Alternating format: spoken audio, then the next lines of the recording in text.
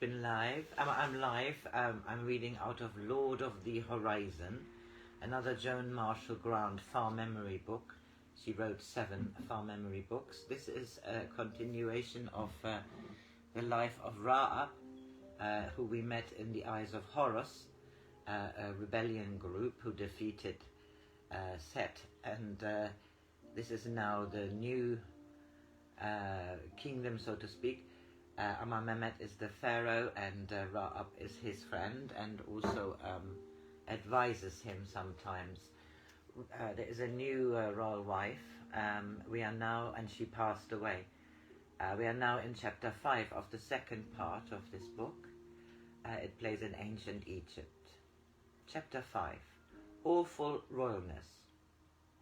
I was tired, for the weather was oppressively hot, and I had been in audience from early morning until nearly sunset, as it was the day on which I received the half-yearly tribute of the 10th part. I was standing at the window of the room of seals watching the evening sky when I saw a bedraggled procession coming furtively towards the house in the shadow of the garden wall. First came Amenemhet, a smear of blood across his cheek. A few paces behind him walked Becket, her hair plastered with mud, holding something carefully between her hands. Some way behind her limped Senused, and as he drew nearer, I saw that his cheekbone was bruised and oozing blood, and his mouth twisted by a split lip. I went out to meet them. "What have you been doing?" I asked Amenemhet. "Nothing important. We had meant to go and help bring the cows in to be milked. Then we changed our minds and didn't bother to go so far. Becket found a toad and she wants it to come to live in the garden. I don't think it much likes being a pet toad, and she would bring it, but she would bring it." "It does want to come," said Becket firmly. "It is entirely a garden toad, and I was feeling very lonely and lost by itself in a ditch." "What happened to your tunic?" I asked her. She was wearing it in a roll around her waist, and it looked like a very abbreviated kilt. "The shoulder part broke," she said vaguely. "One moment it was there, and the next it wasn't. So I had to wear it like this to stop myself tripping over it." "What's happened to Senusud's face?" "Oh, he just bumped himself a bit, nothing that matters. He hasn't knocked out a tooth or anything," said Amenemhet. Senusud had been deliberately loitering, but he was now within earshot. When he heard Amenemhet's explanation, he burst out, "He's telling a lie, Rab. I didn't bump myself. He hit me very hard. I wish my father knew what he had done. I wish my father knew what he had done, for then he'd send him to live with the barbarians. He deserves to live with the barbarians." "Did you hit him, Amenemhet?" "Yes, I did, and I'm not at all sorry. The only reason I didn't tell you was because he'd asked me not to say anything about it. But if he wants to look a fool, it's his own fault, not mine." He turned to Senusud. "All right, you tell father what happened, and if you add any lies, I'll bruise you." I finished this. "I'll bruise you the other side, then you won't look so lopsided." We were just arguing, at least Becket and I were arguing, when Amenemhet came and threw me down on the ground. Of course I had to defend myself. That's how he got his scratch. Then, before I got up, he hit me twice. Becket, who was standing beside him, suddenly stretched out her hand and gave him a sharp pinch on the thigh. He yelped. She giggled, and then dodged behind me, still clutching her toad, which had almost managed to escape. Senusud, his eyes full of angry tears, wailed, "Look what she did to me. I wasn't doing anything to her, and she pinched me so hard I'd have a big bruise." "I didn't pinch you for nothing," shouted Becket. "I pinched you for telling lies about Amenemhet.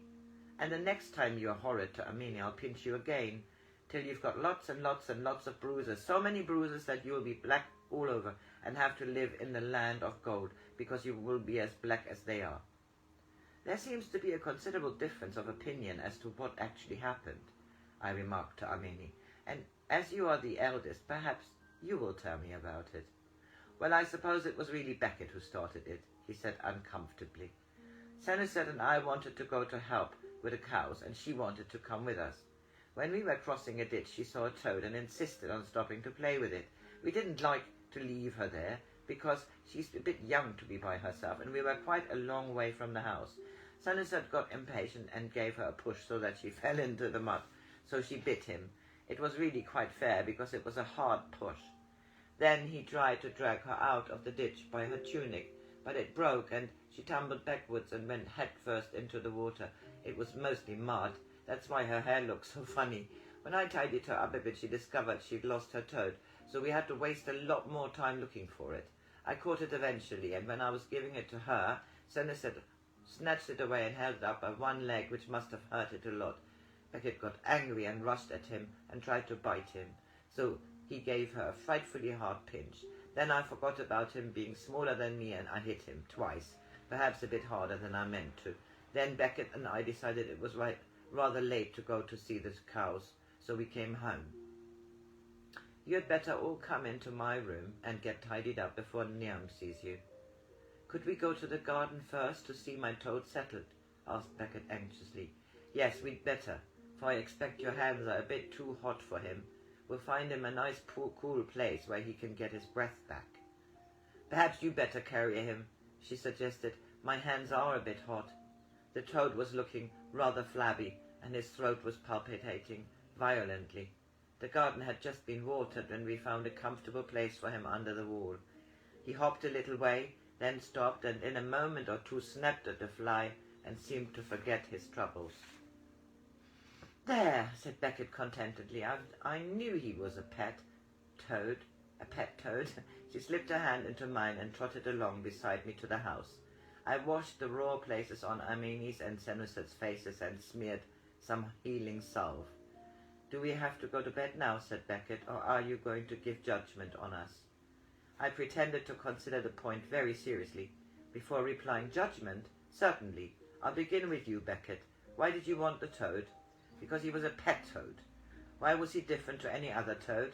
Because the moment I saw him, I said to myself, I've always wanted a pet toad, and this is it. I didn't say a toad, I said pet toad, so it must have been one. You didn't ask the others if they minded going toad collecting instead of helping with the cows? No, why should I? The cows are always there, but the toad was a special occasion. You didn't think of asking whether they'd mind changing their plans to oblige you? I may have thought of it, but I didn't do it, because they would have been almost sure to have said to say they did, and I'm not nearly so fond of cows as I'm of toads. Did you know you were being tiresome? I knew I was being just a little tiresome. If you had said, please Amenemhet and Sanuset, will you help me catch my toad, and as soon as he's in a safe place, I'll come and watch your cows, don't you think it might have saved a lot of trouble? I think it might. Anyway, I'll try it another toadish time. Thank you, Beckett, I said gravely. I should be most grateful if you would, and very interested to hear what happens. Now, as you have agreed that you were tiresome, it cannot have been altogether a surprise when Sanuset tried to pull you out of the ditch. Other, and perhaps more subtle arguments have failed. Therefore the fault that the tunic is torn is yours, and tomorrow you will ask Niam to teach you how to mend it. Me mend it, said Beckett, appalled by such suggestion. It's not really worth mending. There's such a little bit of it left. A number of people spend a lot of time making and mending your clothes, so you may as well learn whether mending is an interesting thing or not. If it isn't, I should try to be a bit more careful. If it is, you can tear your clothes as often as you like, for you will enjoy mending them. Before going back to Niam, you can bathe in my toilet room, and Sanuset can get the mud out of your hair. Not Sanuset, said Beckett firmly. He'd get water in my eyes, and he'd do it deliberately. If he does, I said, I will wash his hair, and there will be water in his eyes, also deliberately. Do you hear, Sanuset? I shall be in here while you are washing, Beckett, and if you're wise, you will give her as little discomfort as possible. You had better start now. You will find everything you need in there, and you can use the towels with the birds embroidered on them. As soon as we were alone, Amenemhet said ruefully, I'm afraid I hit him rather hard. What should I do to make up for it? I think the balance is already restored. or soon will be if the sound of splashing water is not accompanied by squeals. I did try to remember not to hit Senusset any harder than I meant to, but I was pretty irritated by the time it became necessary to hit him. It wasn't a duty, I enjoyed it. What part did you enjoy most? The realization that by your own strength you could hurt someone else? No, it wasn't as complicated as that. He'd been having an attack of grandness all day, and a good deal of I'm Pharaoh's son, pretending to be one of the common people, deigning to behave as if I were your equal. So it was very satisfactory to show him that he is only a very ordinary boy who sits down and howls if you hit him too hard. Perhaps that's not quite true. When I saw him pinch Beckett, after all, she's much younger than we are and not really at all tiresome, considering her age. I should have liked to pinch him much, much harder than he pinched her. Then I remembered that only children pinch, so I hit him instead. I'm afraid Senusset will have to be hit a few more times before it is no longer necessary for him to receive such education. Do you think he'll sulk as long as he did last time? I don't think he will. He was better after Beckett pushed him into the lotus pool than he was after I dared him to walk along the vineyard wall and he fell off it. And another thing which shows he's getting better is that the day after you punished him for cutting up one of Beckett's pet worms, I saw him putting a stranded worm back on the flower bed. And he wasn't doing it to show off, because he didn't know that anybody was watching him. Another good thing was that the last time her puppy was sick, he wiped up the mess without being asked, which is all a great improvement on his awful rawness when he first came here. I'm very grateful to you, Amenemhet, for what you are doing to lighten one of the most difficult tasks I have ever been given. Had we failed with Senusset, a future generation of Egyptians might say that the Watchers had deserted them. So that was the end of chapter 6. Have a lovely Easter Monday.